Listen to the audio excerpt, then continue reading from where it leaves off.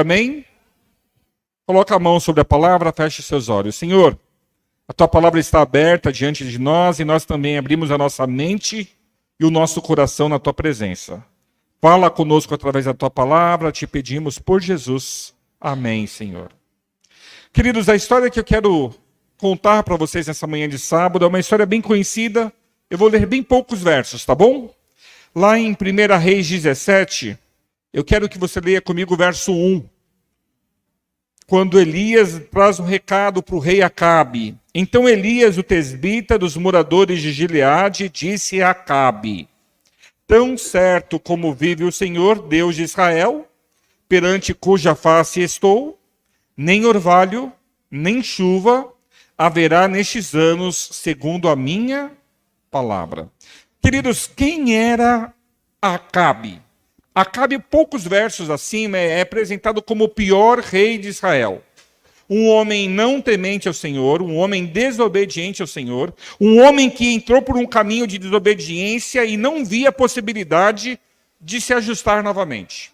Para vocês terem uma ideia, ele se casou com uma mulherzinha. Gostam dessa expressão, mulherzinha? Tem mulheres e tem mulherzinhas. A Jezabel era uma mulherzinha má, adoradora de Baal. E a Jezabel, ela instituiu o culto a Baal em Israel. Israel, que deveria adorar somente o Senhor, estava agora adorando Baal. Como se não bastasse, o próprio Acabe fez um poste-ídolo. O que é um poste-ídolo? É um deus feito de madeira, feito de pau, que as pessoas adoravam. E é nesse contexto que o filho mais velho dele morreu, que o filho mais novo dele morreu, que Deus foi mandando o profeta Jezerem para ele, e olha, está tudo errado, Acabe, você tem que mudar de caminho, mudar de rota. Mas ele não mudava de caminho, não mudava de rota. Deus usou Elias, o tesbita, para levar uma terrível notícia. Não vai chover por 3 anos. Aliás, Elias não falou quanto tempo duraria a seca. Deixa eu perguntar para vocês aqui. Temos entre nós alguém que já viveu numa seca extrema? Temos quantas pessoas? 4 pessoas, 5 pessoas já viveram numa seca extrema. Vocês lembram quanto tempo ficou sem chover nessa seca extrema? 4 anos lá para a irmã Dilma. 2 anos. 3 anos. E seca, queridos, nunca é uma coisa boa, porque na seca falta alimento, na seca o animal sofre e muitas vezes morre, e na seca o homem bebe que água? Água de poço. Essa água é uma água boa o tempo todo, ou vai chegando no momento da seca que essa água ela é uma água que se torna saloba, salgada, um negócio ruim? Por causa da maldade de um, toda a nação está pagando. E o Elias, o homem de Deus, lê comigo agora o verso, o verso 6 e 7.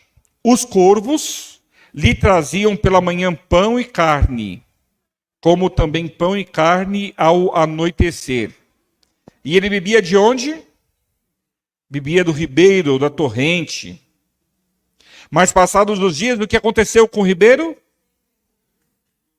Até o Elias, que recebia pão e carne todas as manhãs e todas as tardes, chegou o momento que foi atingido. Aqui tem uma lição para a nossa vida, irmãos. Não enxergue a dor do outro acreditando que a dor é só do outro. A dor do outro, daqui a pouquinho, pode ser a sua dor. Por isso, nós cristãos precisamos ser empáticos. Sabe o que o diabo fez conosco? O diabo nos insensibilizou.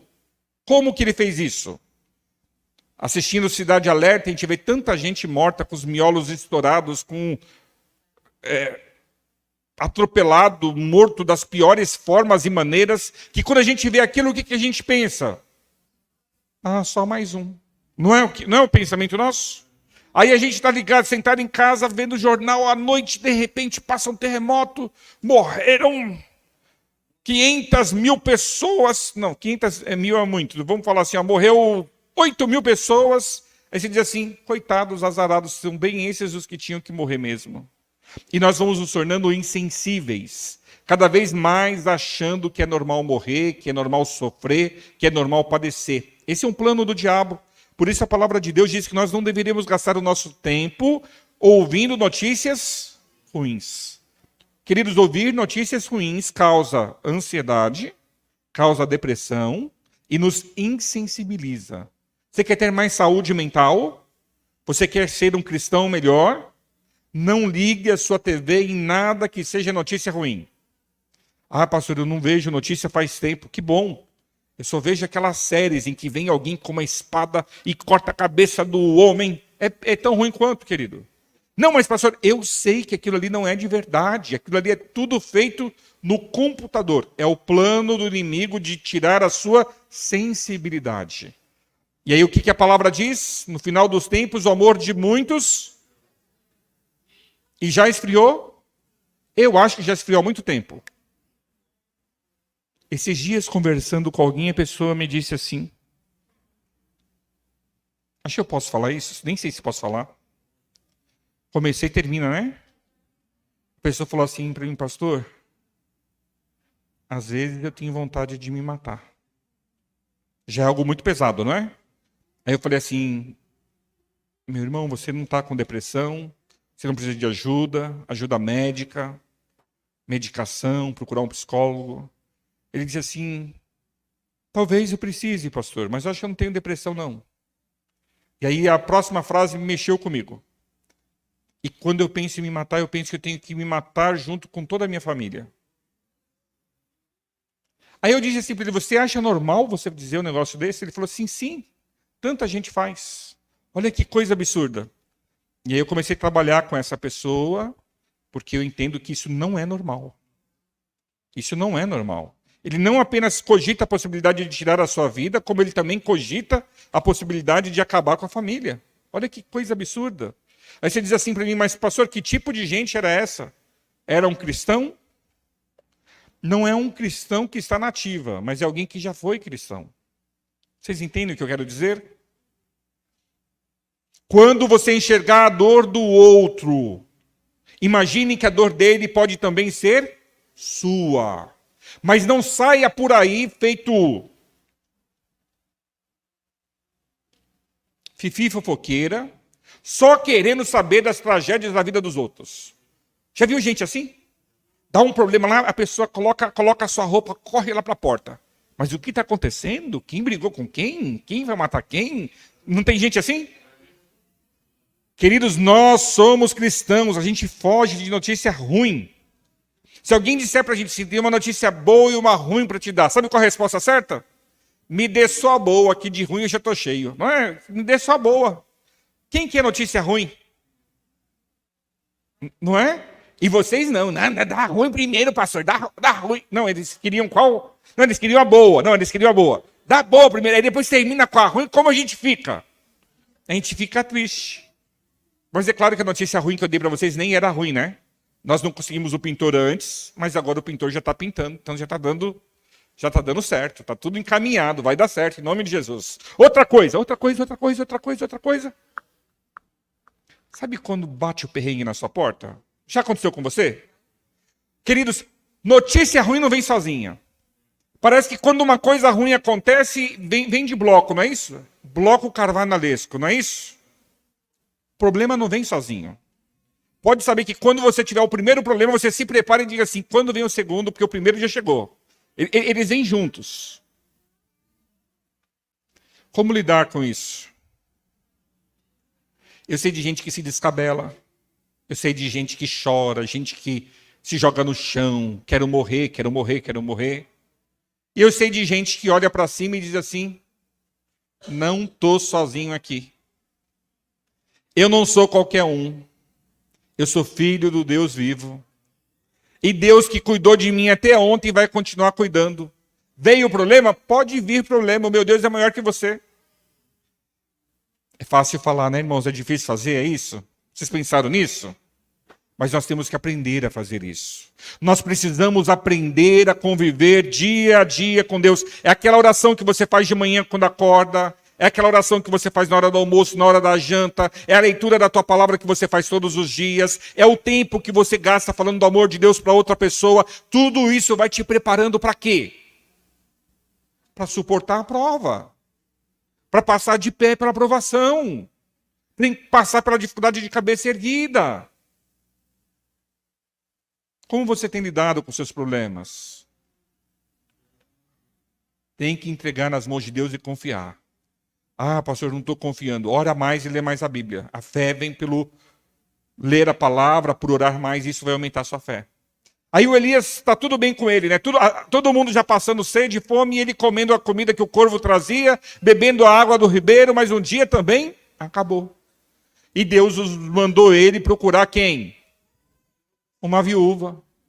Tanta gente melhor do que uma viúva. Vocês sabem o que é uma viúva, queridos? Hoje a gente não sabe o que é uma viúva. Porque a viúva de hoje, ela tem pensão, a viúva de hoje, ela é aposentada, a viúva de hoje tem um filho que sustenta, a viúva de hoje trabalha.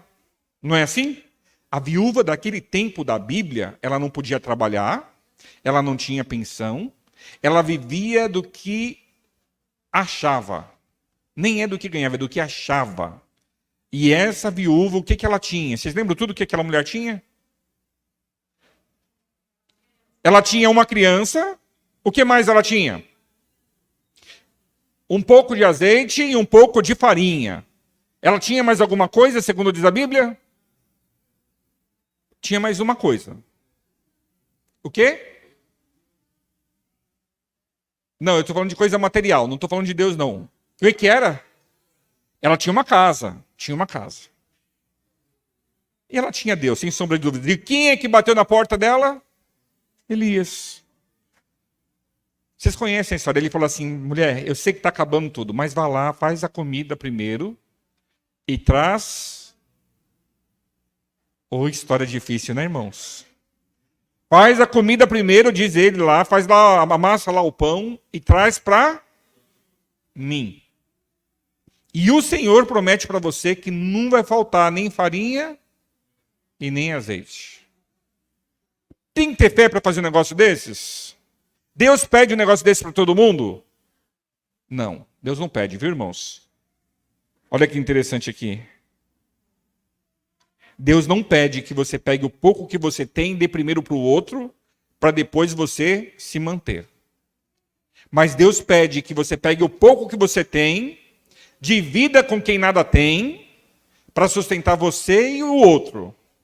E Deus lembra você nesta manhã que quando você é fiel no pouco, sobre o muito Ele te coloca. Deus lembra você nessa manhã que o assunto dízimos e ofertas pode parecer opcional. Mas dízimo e ofertas não é opcional para quem quer ser abençoado. Você entende o que eu estou falando? Eu não sei você, mas eu sei que quando eu primeiro separo o meu dízimo, primeiro separo a minha oferta, do resto Deus cuida.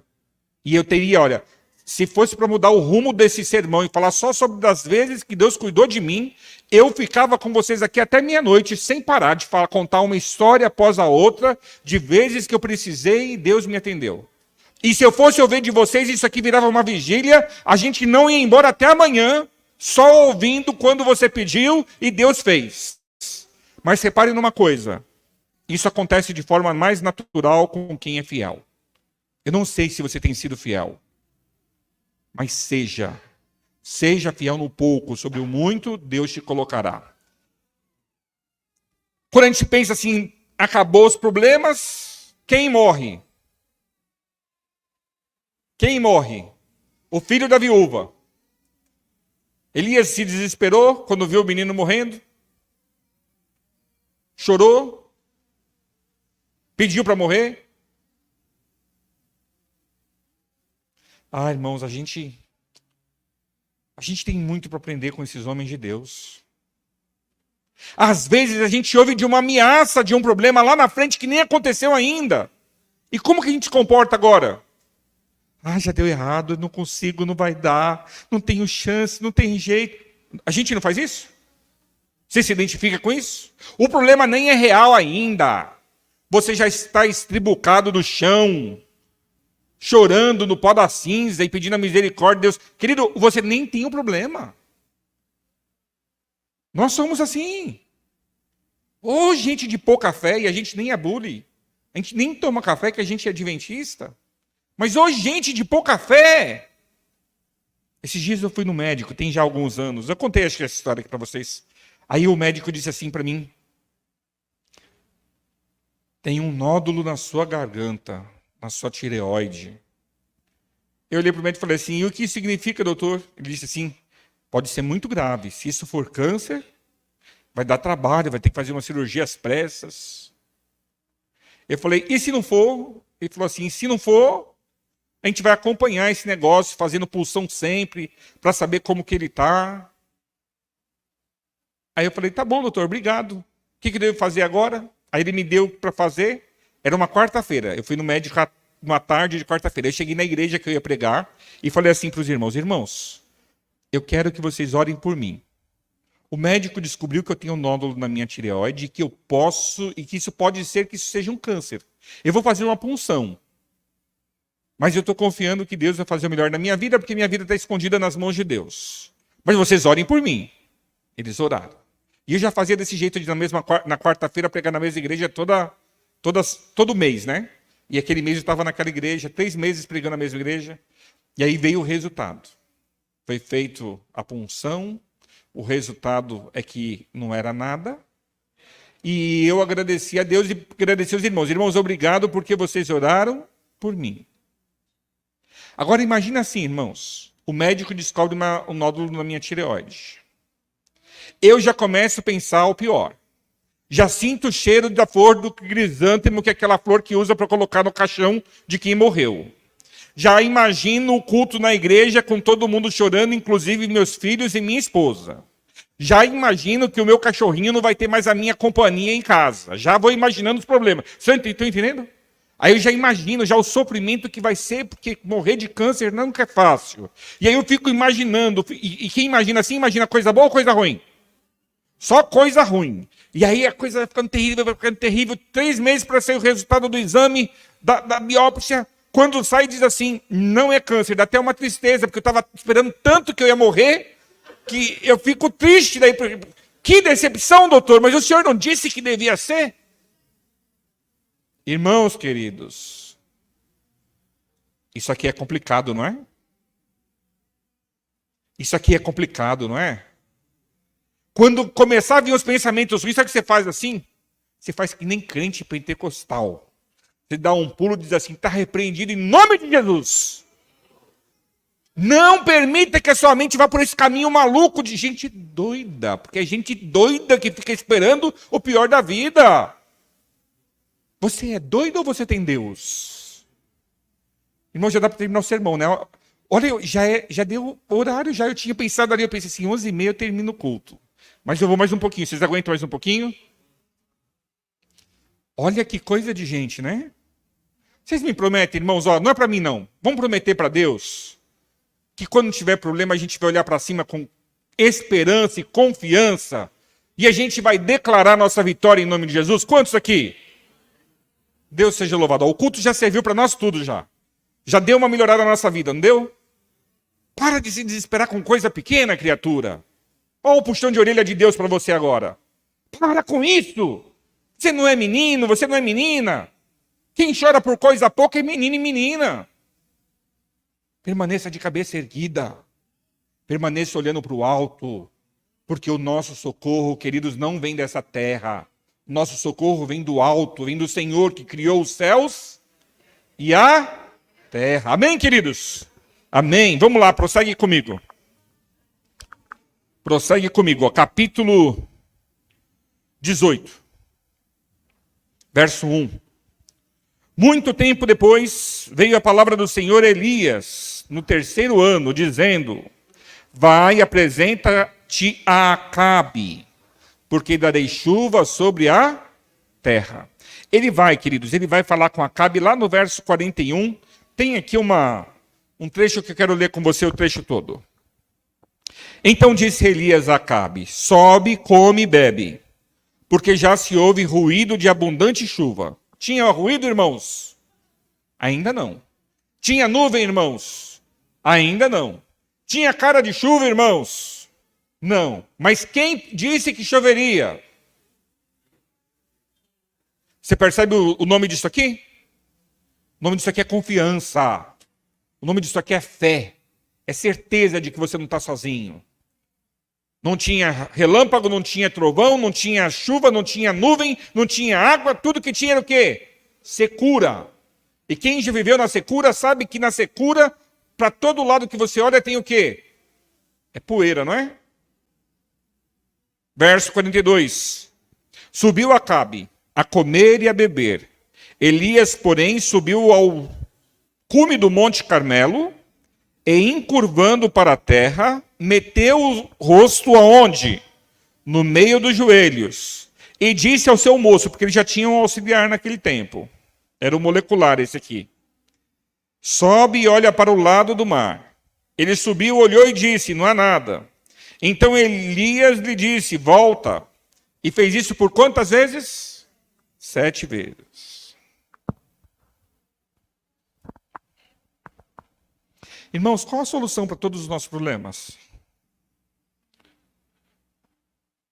Qual a solução para todos os nossos problemas? Deus. E quando é que todos os nossos problemas serão verdadeiramente 100% solucionados em Deus? Tá, quando nós confiamos, quando nós oramos, tá bom, mas assim, a minha pergunta não está clara. Quando é que você vai poder levantar a cabeça, dar um sorriso e falar assim, nunca mais na vida eu vou ter um problema? Quando Cristo voltar. Quem foi que disse que choveria? Deus. O que o Elias fez? Foi orar com confiança. Orava e de tempo em tempo mandava o moço olhar para o lado do mar e perguntava, tem nuvem vindo? O moço voltava e dizia, nada. Ele continuou fazendo o quê? Orando. Isso por quantas vezes? Em que momento da história nós estamos, queridos? Nós estamos num momento da história que nós vivemos algo pior do que uma seca. Nós vivemos um momento onde falta fé, falta esperança. Nós vivemos num momento onde falta Deus. Nós vivemos num momento onde as pessoas elas colocam a sua confiança nas coisas mais estúpidas da face da terra, mas elas não conseguem olhar para cima e reconhecer que tem um Deus cuidando de tudo. Eles não conseguem olhar para baixo e perceber que esse Deus nos deixou a palavra para vivermos em conformidade com ela. E as pessoas estão como aí pelas ruas? Elas estão como animais irracionais, dando cabeçada uns nos outros sem saber aonde vão chegar. O que nós podemos dizer para esse mundo sem esperança?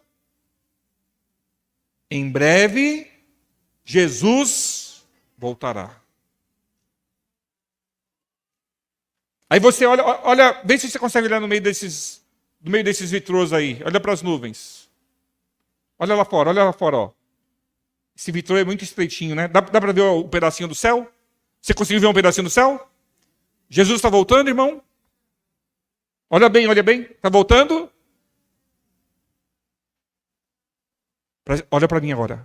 Olha para mim. Continue olhando para cima, porque daqui a pouco mais a tua redenção virá. Continue olhando para cima, porque aquele que prometeu virá. Pode ser que demore um pouquinho mais, pode ser. Mas se ele prometeu que viria, virá. Na 7ª vez que o moço foi lá e olhou, o moço voltou correndo e falou assim, Elias, do tamanho da palma da mão de um homem, vem vindo uma nuvem. Ela é pequenininha ainda, Elias. Mas ela está vindo. Ah, igreja. Eu me arrepio todinho aqui. Imagina como vai ser maravilhoso o dia em que nós falarmos assim. Olha para cima mais uma vez. Ouça o som das trombetas. Veja a quantidade de anjos. Ele está vindo, Ele está vindo nos buscar. Nós vamos terminar este culto ouvindo um louvor. É um louvor que fala do amor do nosso Deus por você e por mim.